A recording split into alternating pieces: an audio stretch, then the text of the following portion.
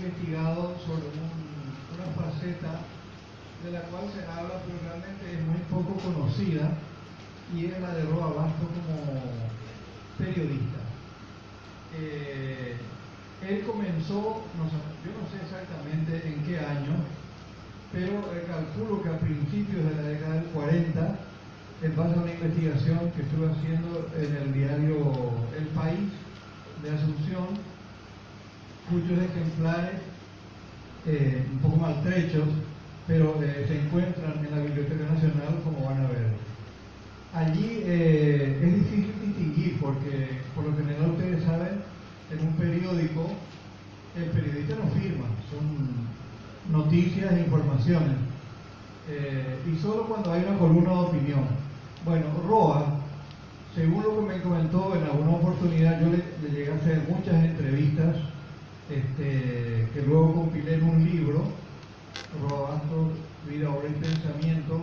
Yo le pregunté en una oportunidad y me dijo que había estado en el país donde integraba un pequeño plantel de redacción con periodistas y escritores muy destacados. El director era Vicente Lama en esa época, y llegó a escribir algunos artículos firmados, y luego una columna que él no firmaba, que se llamaba Curiosidades de la Calle, y otra que se va a llamar El Viejito del Bandoneón.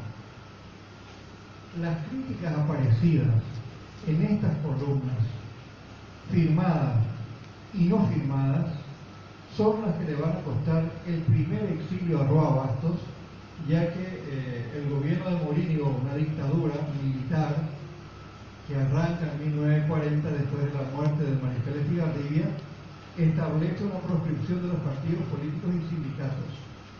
Pero en 1945, al finalizar la Segunda Guerra Mundial, hay un planteamiento de oficiales jóvenes que demandan que el gobierno levante las proscripciones, organice las elecciones y entregue el poder a un gobierno civil, y los militares vuelvan a los cuarteles. El dictador aceptó de mala gana esta presión que venía incluso de la ciudadanía, y se abrió lo que se llama en nuestra historia reciente la Primavera Democrática, de julio de 1946 a enero de 1947, cuando hay un autogolpe de Morínigo que, desoyendo todos los mandatos y los acuerdos y programas que él había establecido, hace un golpe con la caballería y da por finalizada esta Primavera Democrática, en la que el diario en que está Roa, El País, apoya el proceso democratizador, y Roa en particular. Y él dice que en un momento dado se toma en una discusión con uno de los ministros más influyentes, Natalicio González, el líder de un sector de derecha fascista que lideraba Grupo Guión Rojo, un grupo de choque que intervenía en las manifestaciones, los mitines de partidos opositores, de sindicatos, y que atropella la sede del País en 1946, empastelando los tipos de imprenta y haciendo que los redactores, cuenta Roa, tuvieran que salir corriendo por la azotea. Luego él se refugia en la Embajada de Brasil, permanece 3 meses asilado, porque el gobierno no le da el salvoconducto, junto a otros 200 asilados, hasta que finalmente consigue que lo saquen y va a Buenos Aires. Allí inicia el primer exilio. Entonces acá hay una recorrida de su paso en los años 40 hasta el 47, como decimos, que él va a Buenos Aires, allá ejerce el periodismo y luego emigra de la Argentina con el gobierno del general Videla en 1976 y va a Europa. Y en Europa comienza una gran campaña de dar a conocer lo que era la dictadura estronista, que estaba disfrazada de una especie de democracia sin comunismo por algunas formas legalistas. De modo que, si podemos ver la primera imagen. Bueno, esta es la asunción un poco de 1940, que, como ustedes se darán cuenta, el microcentro, por un lado, cuenta ya con tranvía, coches y algunas pequeñas calles asfaltadas. Y por otro lado, un poco la Asunción, un poco como la conocemos en varios barrios, tiene menos confort y donde aparecen las famosas burreritas, que eran las proveedoras de comestibles, de frutas, casa por casa, y que luego venían al mercado Guasú. El siguiente. Esta es la tapa del vespertino El País, que era de la familia Artaza. Uno de sus directores fue Policarpo Artaza, un dirigente liberal muy importante, que es exiliado por la dictadura de Morínigo, y que yo elegí el titular de tapa que dice: se levanta la tregua política. ¿Qué significaba la tregua política? Que cuando asumió el general Morínigo, en coincidencia con el inicio de la Segunda Guerra Mundial, proscribe todos los partidos políticos, todos los sindicatos. Nadie puede expresarse, ni reunirse, ni moverse. El siguiente.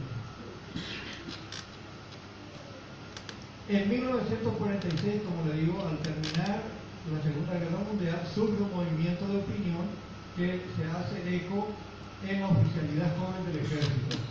Y ellos plantean lo que ya les comentaba. Y el diario El País, durante un periodo de varias semanas, publica un sueldo, una columna, lo que el pueblo reclama con urgencia. Esto es repetido, es comentado y publicado durante varios días, durante varias semanas. Y eso es el fin del estado de sitio, amnistía amplia para todos los exiliados, el levantamiento de la proscripción a los partidos políticos y de los sindicatos, ¿verdad? Y que se convoca a elecciones nacionales. El gobierno inicialmente reacciona mal frente a esto y encarcela a muchos intelectuales y a muchos escritores que apoyaban esto. El siguiente.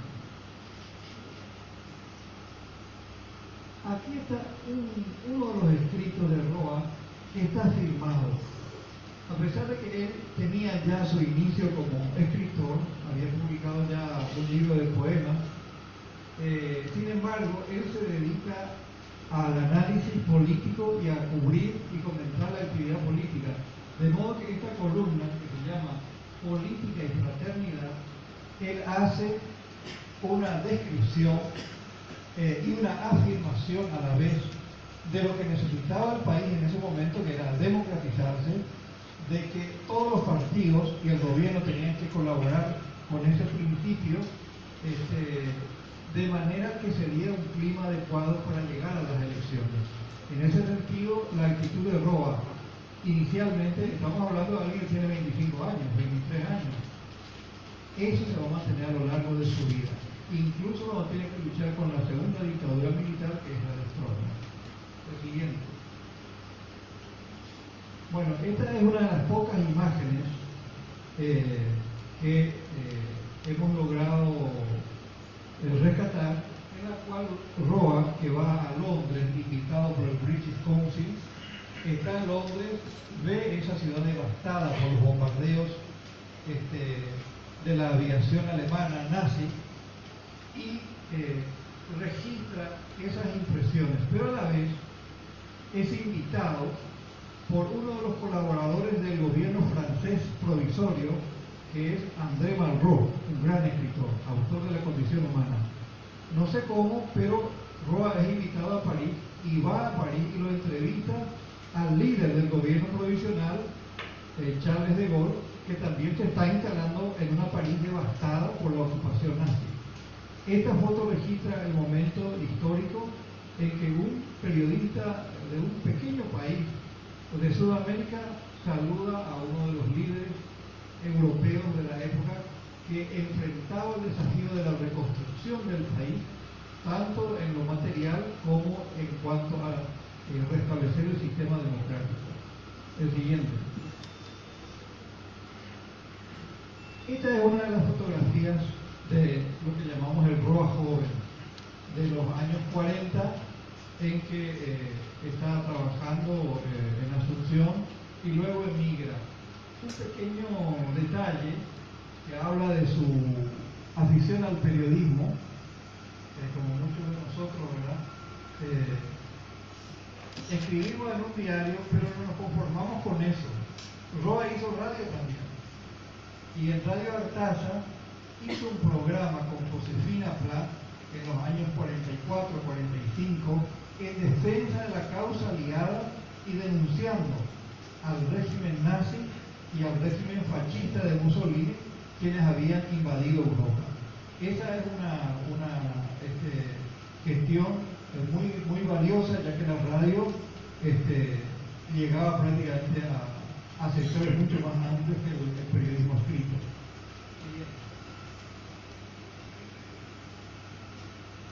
Acá damos un salto en el tiempo. Roa ya estuvo en la Argentina, siguió escribiendo en Clarín y en otras publicaciones, escribe también para el semanario Marcha de Montevideo, y cuando irrumpe el gobierno militar del general Videla, en que varios amigos suyos, periodistas y escritores, son secuestrados, Roa, con la compañera que tenía entonces, una escritora argentina, Amelia Nazi, decide ir a Europa y se radican en Toulouse, Francia. Y desde Francia, pero sobre todo desde España, comienza a observar la realidad paraguaya, especialmente desde su expulsión en 1982 por el gobierno de Stroessner, a quien le molestó la presencia durante varias semanas de Roa en Paraguay. Entonces es expulsado, es llevado a Florinda, se va a Europa y comienza una campaña sistemática en que yo digo, la novela que no escribió en los años 80 Roa nos dio esta campaña en que desnuda el carácter despótico del régimen de Stroessner. Y en 1986 va a lanzar una carta que se llama Carta Abierta al Pueblo Paraguayo, que es publicada en el País de España, reproducida por ABC de Asunción y otros medios locales, donde él dice: la dictadura está agonizando, las fuerzas democráticas deben prepararse, y hace un llamado a la Iglesia y al Ejército para que encabecen ese movimiento de transición, porque a él le preocupaba mucho el final que tuvo la primavera democrática del 46, que terminó en una sangrienta guerra civil de 5 o 6 meses. Así que es autor de un excelente trabajo, en que hubo una dispersión de miles de paraguayos y paraguayas que fueron al exilio, otros murieron y el país quedó muy destruido, sobre todo con el resabio estronista, y él no quería eso. Entonces es una alerta para que el régimen, encabezado por el tiranosaurio, como lo llama Stroessner, un término que va a recorrer el mundo, se decida a entregar el poder y se inicia un proceso de normalización democrática. Siguiente. Bueno, Stroessner, con el sistema, con el aparato propagandístico que tenía, el diario Patria, Radio Nacional, una serie de radios encadenadas en todo el país, ¿verdad? Su cancillería, el Instituto de Cultura Colorado, todos los escritores intelectuales colorados tenían una organización que obedecían al régimen, lanzan su artillería y lo declaran traidor a la patria. Hay que recordar que Roa, cuando es expulsado en 1982, no se le concede llevar sus documentos ni dinero. Entonces él es un apátrida. Tengan en cuenta este dato.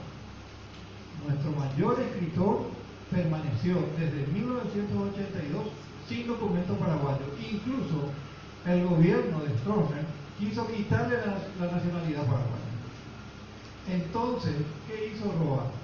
No renunció a ella y pidió al gobierno de España que le diera la nacionalidad para poder tener documentos, porque España tenía un convenio antiguo con Paraguay donde se admitía la doble nacionalidad y el gobierno de España le da la nacionalidad y él puede volver a viajar, porque si no podía salir ni siquiera a la esquina de su casa. Entonces, desde el sistema estronista lo denigran, lo atacan de todas las maneras posibles para desprestigiarlo y decir todo lo que él escribe en esos diarios en España o en Argentina o en Paraguay es falso, es mentira. Acá se vive la segunda reconstrucción en un clima de paz y progreso. Siguiente. Finalmente se da el golpe. En febrero de 1989, por el ejército, con el apoyo de un sector del Partido Colorado, cae el dictador. Ahí vemos el momento en que Rodríguez está ejerciendo y por otro lado Stroessner renuncia y toma un avión que lo lleva a Brasil, el único país que le quiso ofrecer asilo. El resto ni Estados Unidos nos quiso ofrecer asilo. Siguiente. Y este es también un momento histórico. Después de 42 años, Roa vuelve a Paraguay. Es recibido en el aeropuerto por gente que lleva en los carteles nombres de sus obras. Fíjense ustedes, hacen alusión a Hijo de Hombre, hacen alusión a El Baldío, a algunas de sus obras, y lo vemos a un hombre ya entrado en edad, está acompañado de sus hermanas, vestido muy sencillamente, y a pesar de que era ya una celebridad, sobre todo por su entrada en Europa, y donde había ganado varios premios muy importantes, él vuelve como un ciudadano sencillo que quiere aportar al proceso de reconstrucción del Paraguay. El siguiente. Recibe en el 89 el premio Cervantes, que ustedes saben es el equivalente al premio Nobel para las letras hispanoamericanas. Hasta hoy es el único paraguayo que lo ha recibido. Esperamos que haya algún otro premiado o premiada en los próximos años. Y ahí lo vemos junto al rey Juan Carlos, a la reina, cuando recibe esta importante distinción cuya placa, es una placa enorme, ¿verdad?, él la dona al Congreso para que eso sea de propiedad del pueblo paraguayo. Lo siguiente. Aquí tenemos una foto que le hacen para el libro de los premios Cervantes, en que está un hombre veterano, pero con una mirada, digamos, penetrante, con gran lucidez, y con esa lucidez con que va a mantener a lo largo de más de 50 años sus ideales democráticos y en defensa de los derechos humanos. El País de España es uno de los diarios más importantes del mundo hispanoamericano, que lo tuvo a él como un colaborador privilegiado con columnas de opinión periódicamente. Y el día, en la fecha de su muerte, publicó un artículo muy llamativo, está ahí, de homenaje a Roa, donde decía el escritor que fustigó las dictaduras. El siguiente. En 2014, hace 3 años, el diario The Telegraph de Londres halló su premio entre las 10 obras más importantes del mundo hispanoamericano. De manera que esa es una obra muy grande, porque Roa está ahí junto a García Márquez, está junto a Borges, está junto a figuras realmente destacadas. De modo que es un compromiso y un desafío para nosotros que un paraguayo haya llegado a tener esta ponderación de un medio no gubernamental guiado estrictamente por criterios periodísticos y es también una oportunidad para que nosotros nos acerquemos a la obra de Jehová. Siguiente. Opa. Muchas gracias.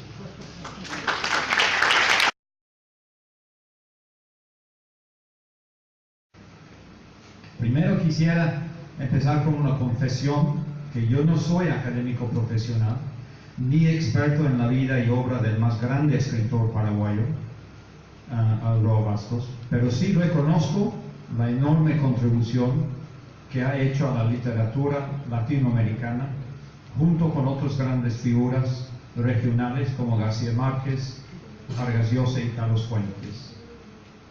Autores contemporáneos de Roa Bastos, pero hay que decirlo, son más conocidos y leídos en el Reino Unido, aunque me da mucho gusto ver el reconocimiento que hizo el Daily Telegraph, de decir que es una entre las 10 obras más reconocidas en el mundo hispano, que me da mucho gusto ver ese reconocimiento de un periódico de nivel del Reino Unido. Bueno, Paraguay es todavía un país poco conocido en el Reino Unido, igual que su cultura y literatura. Esta imagen de un país aislado e impenetrable fue captada por el mismo Roa Bastos en su célebre descripción de Paraguay como una isla rodeada de tierra. Pero ese aislamiento está cambiando paulatinamente. Paraguay se abre cada vez más a la globalización y a la inversión extranjera, incluyendo la británica. Y hay cada vez más jóvenes paraguayos estudiando en el extranjero. En el caso británico, vale la pena notar que hemos incrementado el número de becas Chevening, que son auspiciadas por el gobierno británico, de solamente una beca a 16 en apenas 3 años. Y este año esperamos superar las 20. Aparte, unos 30 estudiantes de Paraguay están actualmente becados por becas Carlos Antonio López en universidades británicas. Y puedo decir que jamás hemos visto tantos jóvenes paraguayos haciendo cursos de posgrado en el Reino Unido. Todos esos jóvenes son talentosos emprendedores, futuros líderes, ojalá en el sector público y privado, lo que yo podría decir el futuro de Paraguay.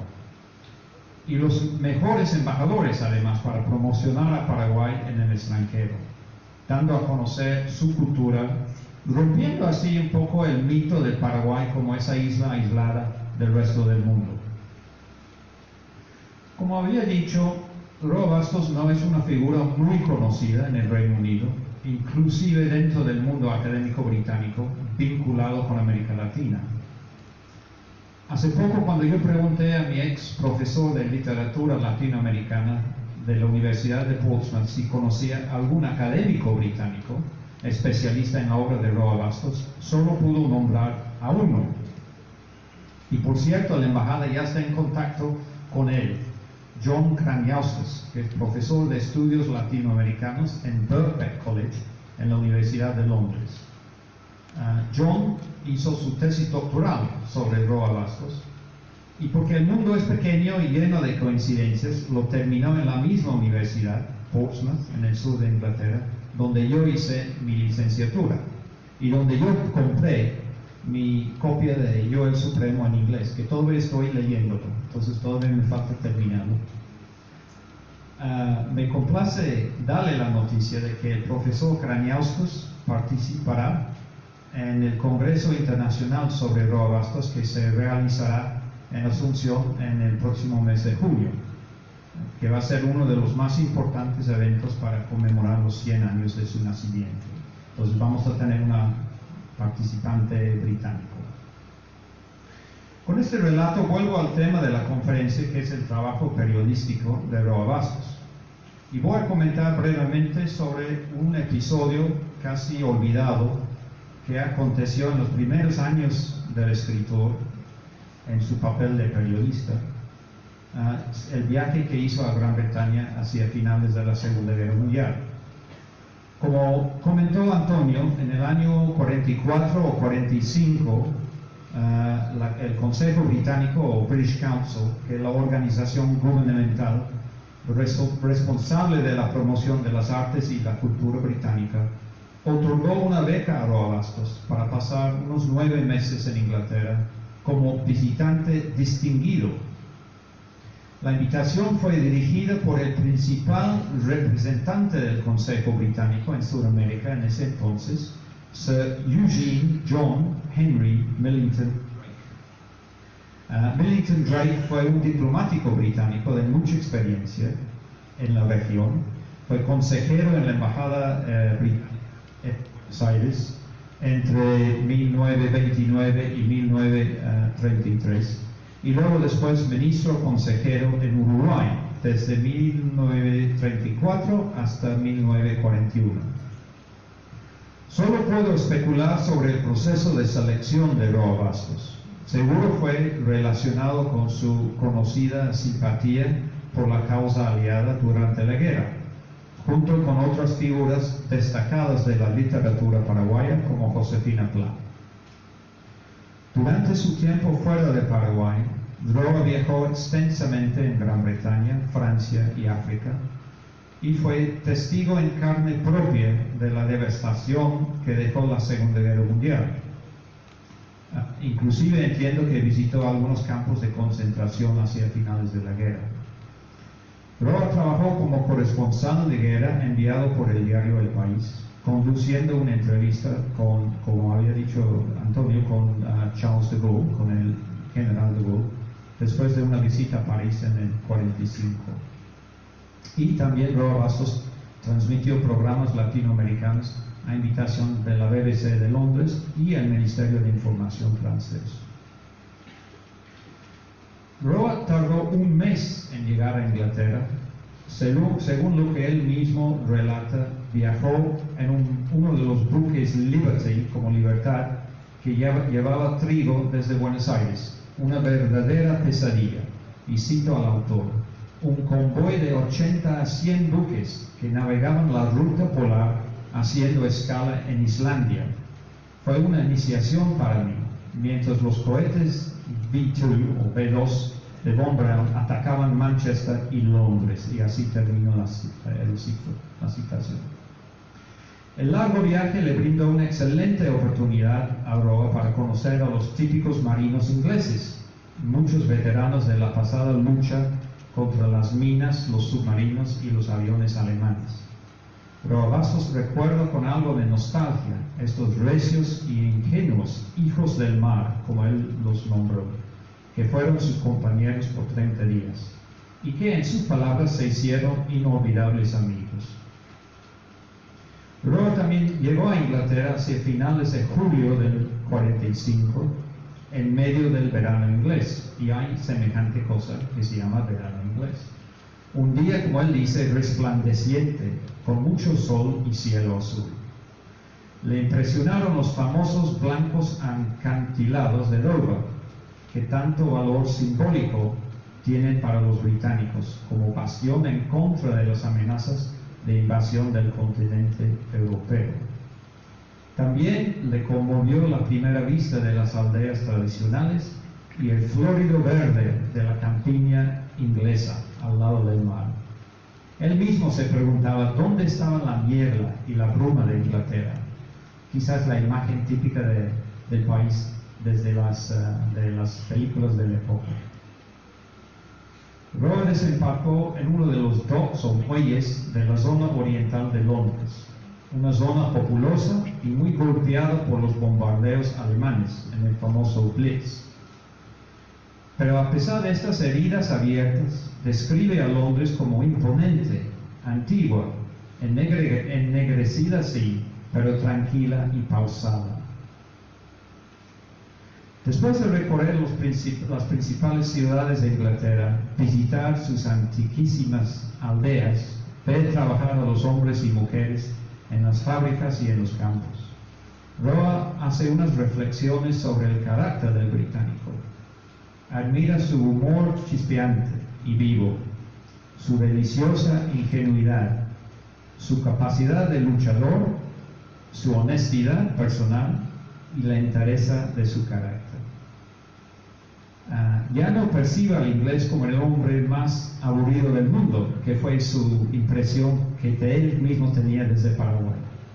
Entonces, ojalá que no hemos cambiado tanto en los últimos 70 años. Barrabastos escribió y publicó en el diario El País, de filiación liberal, varias notas sobre sus viajes por Inglaterra. Dichos artículos fueron leídos en el ciclo radial Charlas Culturales, transmitida por Radio Teleco, bajo los auspicios del Centro Anglo-Paraguayo de Asunción, en marzo de 1946. También fueron reunidos en un folleto titulado La Inglaterra que yo vi, y publicado por ahí en el 46 o 47. Pero parece que esa edición desapareció por completo durante la guerra civil de esos años. Inclusive, más que un académico de renombre, creía que nunca existió semejante publicación. Pero luego de varias búsquedas, la señora Milda Rivarola rescató en la Hemeroteca Nacional 2 notas de la serie que han sido reeditadas por Servilibro y se van a presentar durante la Feria del Libro Internacional que tendrá lugar en junio en Asunción. Entonces yo quisiera dar las felicidades a Milda y Servilibro por rescatar estos documentos que tienen tanto valor histórico. Y esa es la presentación que ya tienen y que van a presentar en la Feria del Libro en junio. Entonces yo me he permitido, con el permiso de Servilibro y de Milda, de adelantar algunos detalles de los 2 artículos que pudieron rescatar y que fueron considerados perdidos. Son artículos que relatan los viajes de Roa y según los expertos se trata de un género sobre el cual él no volvió a trabajar. Hay que destacar que en este trabajo Roa no describe tanto la destrucción de la guerra, claro, toca el tema, sino prefiere indagar sobre la ciudad de Londres y el espíritu de su gente. Los escritos dan la impresión de ser en formato oral, pero el texto está claro y muy bien definido. Desde la embajada estamos rastreando el Archivo Nacional Británico para ver si podemos encontrar algunos datos o anécdotas adicionales sobre la estadía de Roa Bastos en Gran Bretaña, dónde vivió, si fue en casa, en hoteles, qué ciudades, pueblos y aldeas visitó y con quién más se entrevistó. Sobre las charlas radiales en la BBC de Londres no hay rastros todavía, que seguimos buscando. Mientras tanto, yo les insto a todos a participar en el lanzamiento del folleto de Milda y de Servilibro para escuchar más de la Inglaterra que vio Roa Bastos hace más de 70 años. Una vez más, felicidades al Foro de Periodistas del Paraguay por organizar varios eventos esta semana para marcar el Día del Periodista, que entiendo conmemoramos mañana. Nadie debe dudar que una prensa libre, independiente y capaz de exigir rendición de cuentas de sus gobiernos es un pilar fundamental para cualquier democracia. Y puedo decir que durante el resto de este año la Embajada Británica tiene planeado apoyar proyectos para fortalecer la investigación periodística en el Paraguay. Bueno, muchísimas gracias. Muchísimas gracias al señor Jeremy Hobbs, embajador de Gran Bretaña en Paraguay. Quiero comenzar y abundar lo que Antonio había expresado acerca de Natalicio González, un colorado muy influyente de su época, y que fue el que encabezó la destrucción de la imprenta del diario El País, donde trabajaba Roa Bastos. Esto que un párrafo le va a resultar posiblemente muy conocido. Dice: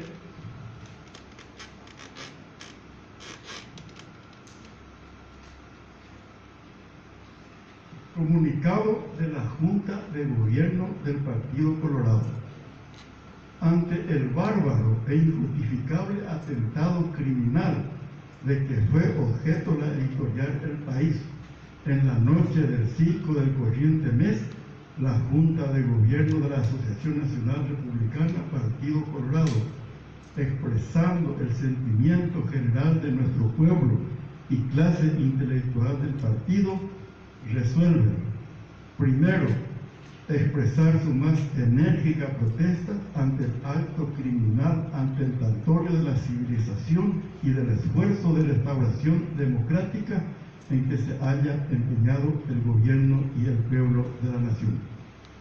Condenar a los autores materiales y morales del atentado y pedir la sanción de los mismos, pues el acto significa el auge de la audacia terrorista de grupos y personas irresponsables. Hasta acá. Falta un tercer punto que se le culpe a la oposición de este acto vandálico. Hasta ese punto no llegó. Augusto Roabasto crece como periodista en un ambiente único en ese momento, después varias veces repetido. En 1940, ya nos recordó Antonio, sube Higinio Morínigo de una manera muy particular.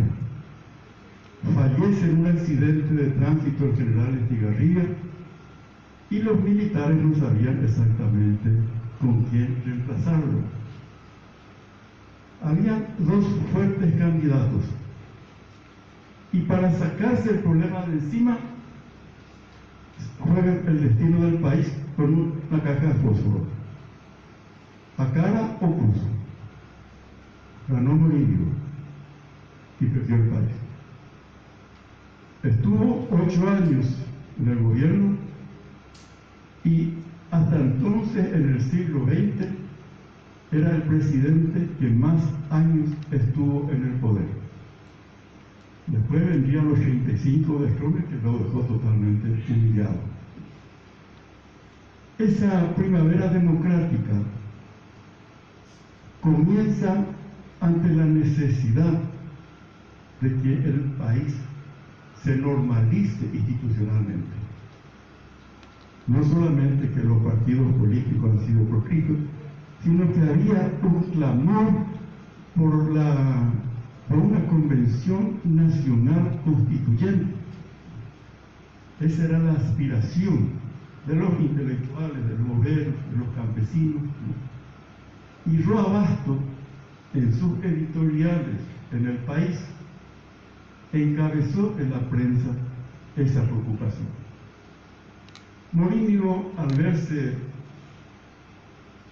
muy presionado por la opinión pública, convoca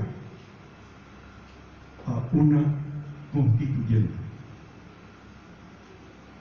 Dejó pasar los meses, pero cuando le reclamaron, ¿pero qué pasa? Bueno, pues ya convoqué. ¿Cuándo vamos a llevar a cabo? Eso ya es ya la Constitución, a mí no me exige, eso yo voy a decir. Pero ya cumplí con la Constitución y ya convoqué a una constituyente. Era la astucia muy común, luego, de Morínigo, ¿no? Y en el 46, lo que se vio, el origen de la primavera democrática, está en que la oficialidad joven, ya harta del manoseo en que vivía, además manejado lo que se dio llamar los nazifascistas, eran 4 militares muy influyentes, y se levantaron contra estos 4 militares y le impusieron a Morínigo que volviesen los partidos políticos en la vida pública. Llegaron más o menos a un acuerdo, sube el Partido Febrerista y el Partido Colorado, más los militares, que se dividen el poder. Se dio en llamar el gobierno de coalición, pero fue más como el gobierno de coalición. No había forma de que eso durase. A los 6 meses se derrumbó, y más que el derrumbe, de ese proyecto, lo que quedó en el país como un drama hasta hoy inolvidable es la revolución de 1947. Duró 5 meses, abarcó gran parte del territorio nacional y no solamente se ha tenido que lamentar la cantidad inmensa de fallecidos, sino la otra consecuencia, el exilio de quienes estuvieron con esa revolución. Y así hemos perdido personas muy valiosas, compatriotas, pero extraordinarios, que ya se fueron muchos de ellos para siempre. Roa Basto tienen unos editoriales que son muy propios de él. Y esos editoriales, algunos de ellos están recogidos por Saturnino Ferreira Pérez, un proceso político del Paraguay, que tiene 4 tomos. Este tomo está referido el segundo a 1943-1947.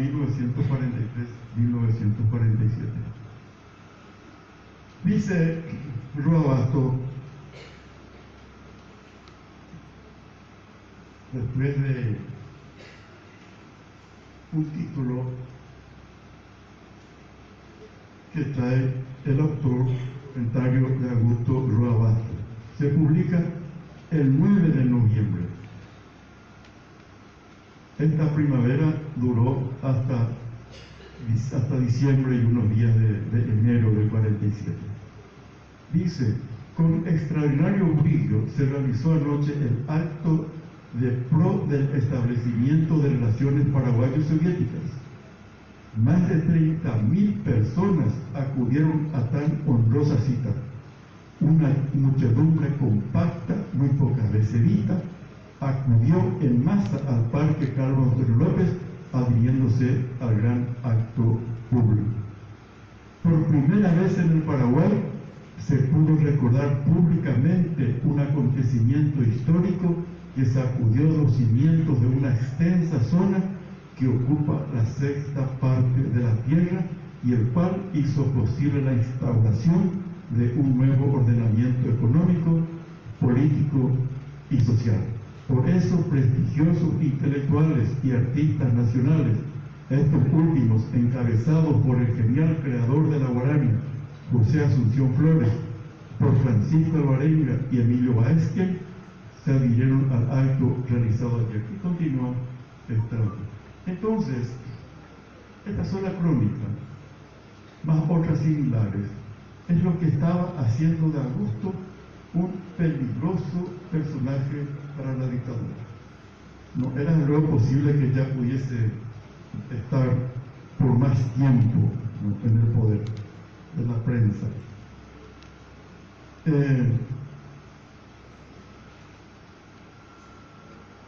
Otro de sus editoriales es el 12 de diciembre, cuando ya va agonizando esa primavera democrática. Escribe Roa Basto, dice, el prisionero, le llaman el prisionero el general Morínigo por una frase de Sánchez que decía que era un prisionero de un gobierno democrático. El prisionero dejó de serlo para convertirse otra vez en el gurubizar. Estaba renaciendo con su diabólica astucia. Esto constituye el síntoma visible de una nueva recaída fascista preparada por una serie de factores preparados, combinados y concordantes que conspiran contra el propósito normalizacionista que anima a todo el país. Cabe citar entre los mencionados factores, en primer término, la prensa abyecta y la cayuna, que siempre se halla al servicio de los círculos áulicos, cualquiera sea el color de las camisas que usan los mandones de turno en el Capitolio. Cabe citar también a la radio del Estado, que en la transmisión de sus boletines oficiales, lejos de ceñirse a su estricta misión informativa, rebasa esa misión haciendo una agresiva prédica totalitaria en pugna con el buen sentido y hasta con la gramática. Hay más, el propio Gurubizar después del 9 de junio último, se encerró en un discreto mutismo. Ahora recomienza a hacer gala de su conocida facumbia en guaraní. Y estos son los tonos de sus editoriales, porque se le nota al periodista, al ciudadano y al intelectual indignado por las cosas que estaba sufriendo su país. Y era natural que no se pudiese callar. Era una voz entonces muy fuerte y muy solitaria en periodismo, por eso que se lo ha tenido muy en cuenta, por eso que estaba siempre en la riviera de la dictadura, hasta que ya nos contó Antonio, finalmente, a consecuencia de la revolución del 47, ya nos hemos pegado el lujo de prescindir de lo que muy pronto sería el mejor escritor paraguayo. Muchas gracias.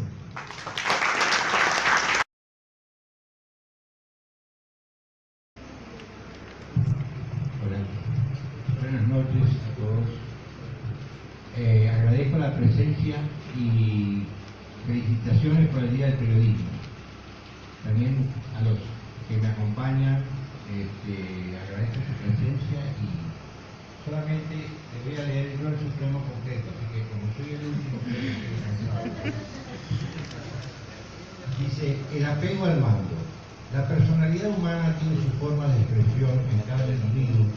Es una fuerza que se manifiesta y actúa incontenible y se plasma en la vida y en cada uno de los actos de la existencia diaria. El artista lo exterioriza en la poesía, la pintura y la escultura como un vuelo del espíritu cuya libertad no admite freno. El comerciante, el hombre de empresas, por muy rico que sea, por exacta que sea su noción de que su dinero es excesivo para subsistir todas sus necesidades y caprichos, al dar cima a un negocio comienza a planear otro, al modo de los guerreros de otros tiempos que antes de consolidar su conquista ya preparaban sus huestes para subyugar a otro pueblo. Nadie escapa a este impulso interno. El abogado, el médico, el maestro, el misionero, el periodista, el dictador, todos se sienten dominados por esa tendencia avasalladora que es noble cuando se orienta hacia un fin humano y que es morbosa cuando se endereza en oprimir y arrasar con fundamentos de la vida social, la vida, la libertad, el honor y la propiedad. El dictador tiene una única pasión, la sincera pasión del mando, como un estímulo absolutamente patológico, pues en su empeño no se detiene por nada, ni ante nadie, ni por el temor de la reprobación de los conciudadanos, ni por el recelo del desahucio internacional. En cualquier situación en que otros hombres carentes de esta pasión enfermiza llegarían al sobresalto, el dictador sigue impávido su ruta frente al descalabro económico, perseguido por el clamor del pueblo ante la inmensa responsabilidad del porvenir del país, hipotecado por generaciones. Su preocupación no será otra que la de aferrarse al mando, no por espíritu de abnegación, sino por ejercitar su temperamento opresivo que un determinismo fatal gobierna y sostiene. Ese mismo sentido de la irresponsabilidad campea en lo que se refiere a su persona. Fenelón, en un libro destinado a la enseñanza del joven duque de Borgoña, pone en boca de su personaje principal, Telemaco, un concepto aplicable a todos los que han sido situados o han llegado a colocarse gracias al mando por encima de sus conciudadanos. El más desgraciado de todos los hombres, decía el futuro rey Itaca, es un rey que se siente feliz tiranizando a sus súbditos. Él es doblemente desgraciado por su ceguera. No conociendo su desgracia, no puede curarse de su mal y aún debe conocerlo. La verdad, no puede penetrar la multitud de aduladores que le rodean. A su vez, él está tiranizando por sus pasiones y no conoce sus deberes, ignoran el placer de hacer el bien y es digno de su desgracia, siempre en aumento. Así corre hacia su perdición y los dioses le reservan como castigo el desprecio eterno. Ningún retrato psicológico del dictador es más exacto que este, que se pinta la inconsciencia con que hace la desgracia de su pueblo. Pero aparte de la condenación histórica con que se hace acreedor el dictador, deja tras de sí una cadena de males de lo que difícilmente puede zafarse la nación. La restauración de la democracia es sumamente difícil. Desaparecido el dictador, queda su secuela y los vestigios de la violencia empleada que suscitan nuevas violencias para eliminarla. Los países que han sufrido dictaduras requieren por eso un largo proceso de convalecencia activa en que deben reeducarse las conciencias abatidas y menguadas por el temor y por la falta de ejercicio de la libertad.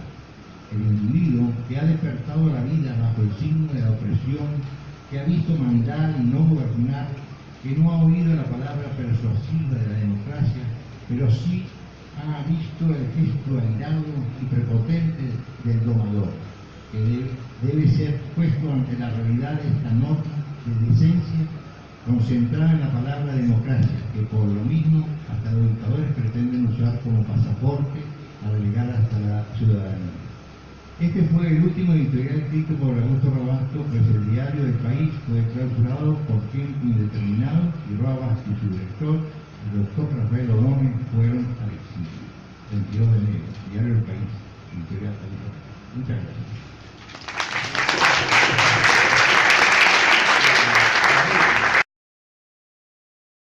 Como van a ver, allí es difícil distinguir porque por lo general ustedes saben, en un periódico el periodista no firma, son noticias e informaciones, y solo cuando hay una columna de opinión.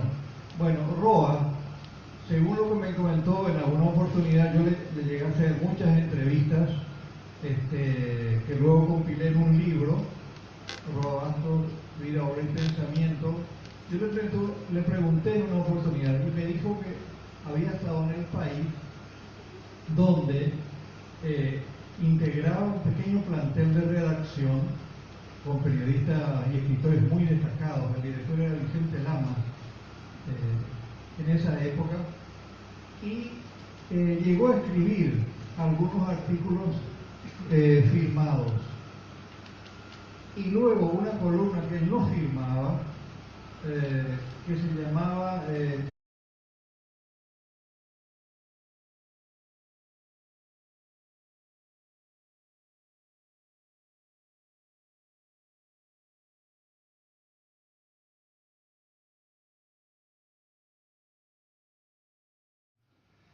bueno, lo que yo le voy a brindar son algunos datos que he investigado sobre una faceta de la cual se habla, pero realmente es muy poco conocida, y es la de Roa Bastos como periodista. Él comenzó, yo no sé exactamente en qué año, pero calculo que a principios de la década del 40, en base a una investigación que estuve haciendo en el diario El País de Asunción, muchos ejemplares un poco maltrechos, pero se encuentran en la Biblioteca Nacional, esta presión que venía incluso de la ciudadanía, y se abrió lo que se llama en nuestra historia reciente la Primavera Democrática, de junio de 1946 a enero de 1947, cuando hay un autogolpe de Morínigo que, desoyendo todos los mandatos y los acuerdos y programas que él había establecido, hace un golpe con la caballería y da por finalizada esta Primavera Democrática, en la que el diario en que está Roa, El País, apoya el proceso democratizador, y Roa en particular. Y él dice que en un momento dado se toma en una discusión con uno de los ministros más influyentes, Natalicio González, el líder de un sector de derecha fascista que lideraba el grupo Guión Rojo, Curiosidades de la Calle, y otra que se va a llamar El Viejito del Bandoneón. Las críticas aparecidas en estas columnas firmadas y no firmadas, son las que le van a costar el primer exilio a Roa Bastos, ya que el gobierno de Morínigo, una dictadura militar que arranca en 1940 después de la muerte del mariscal Estigarribia, establece una proscripción de los partidos políticos y sindicatos. Pero en 1945, al finalizar la Segunda Guerra Mundial, hay un planteamiento de oficiales jóvenes que demandan que el gobierno levante las proscripciones, organice las elecciones y entregue el poder a un gobierno civil y los militares vuelvan a los cuarteles. El dictador aceptó de mala gana un grupo de choque que intervenía en las manifestaciones, los mitines de partidos opositores, de sindicatos, y que atropelle la sede del país en 1946, empastelando los tipos de imprenta y haciendo que los redactores, cuenta Roa, tuvieran que salir corriendo por la azotea.